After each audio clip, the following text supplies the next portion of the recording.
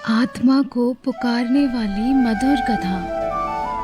वृंदावन की पावन भूमि पर जब संध्या का आकाश केसरिया हो उठता, यमुना की लहरें थमकर किसी मधुर प्रतीक्षा में रुक जाती और कदम के वृक्ष मौन साध लेते, तब श्री कृष्ण अपनी वंशी अधरों से लगाते। यह केवल बांस की एक साधारण वंशी नहीं थी, वह तो स्वयं परमात्मा की करुणा, प्रेम और बुलावे की स्वर रूपा थी। कहा जाता है कि वह वंशी पहले एक हरा भरा बांस थी, ऊंची, गर्वीली और अपने सीधेपन पर अभिमान करने वाली। एक दिन श्री कृष्ण ने उसे देखा और मुस्कुराए। उन्होंने उस बांस को काट लिया। बांस ने पीड़ा अनुभव की, उसका अस्तित्व जैसे टूट गया। फिर उसमें छेद किए गए। हर छेद के साथ उसका अहंकार, उसका मैं और मेरा समाप्त होता गया। अंत में जब श्री कृष्ण ने उसे अपने अधरों से लगाया, तब वह वंशी बन सकी। यह तो जीवन का रहस्य है। कृष्ण की वंशी जब बजती तो वह केवल संगीत नहीं रचती थी, वह आत्माओं को पुकारती थी। गोपियाँ अपने घर, गृहस्थी, लोकलाज और समय का भान भूल जाती। किसी के हाथ से मथनी गिर जाती, किसी की आंखों से आंसू बहने लगते।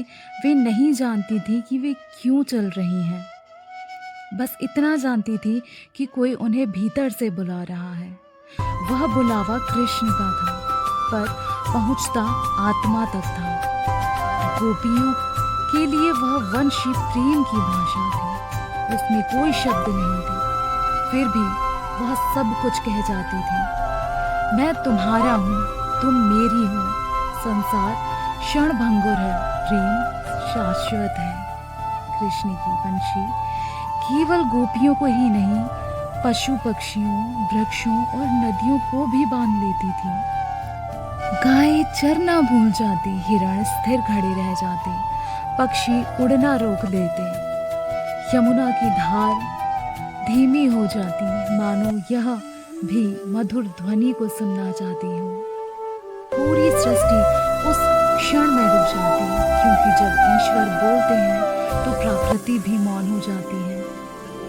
पर वंशी का सबसे गहरा रहस्य यह था कि वह स्वयं कुछ नहीं बोलती थी।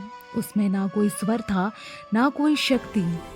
शक्ति थी कृष्ण के श्वास में, उनके प्रेम में। वंशी तो बस माध्यम थी, जैसे भक्त स्वयं को खाली कर देता है और ईश्वर से अपना साधक बना लेता है। तभी तो कहा गया है, तू खाली हो जा, मैं बोलूंगा। एक बार राधा ने कृष्ण से पूछा, तुम्हें मुझसे भी अधिक प्रिय तुम्हारी वंशी क्यों है? कृष्ण मुस्कुराए और बोले, क्योंकि यह वंशी मेरे सामने स्वयं को पूरी तरह समर्पित कर चुकी है। इसमें ना इच्छा है ना आग्रह। यह जैसा मैं चाहता हूँ वैसा ही बजती है। यह सुनकर राधा की आंखें नम हो गई। उन्होंने समझ लिया, सच्चा प्रेम अधिकार नहीं, समर्पण है। कृष्ण की वंशी आज भी बजती है। ना वह वृंदावन तक सीमित है, ना यमुना के तट तक। वह हर उस हृदय में गूंजती है जो मौन होकर सुनना चाहता है। जब जीवन में अचानक विरक्ति आए, जब संसार से सुख फीके लगने लगे, जब भीतर से कोई अनजानी पुकार उठे, समझ लेना वही वंशी कृष्ण की है। जो उसे सुन लेता है वह लौटकर पहले जैसा नहीं रहता। उसका अहंकार टूट जाता है, उसका मन पवित्र हो जाता है और उसका जीवन भक्ति का गीत बन जाता है।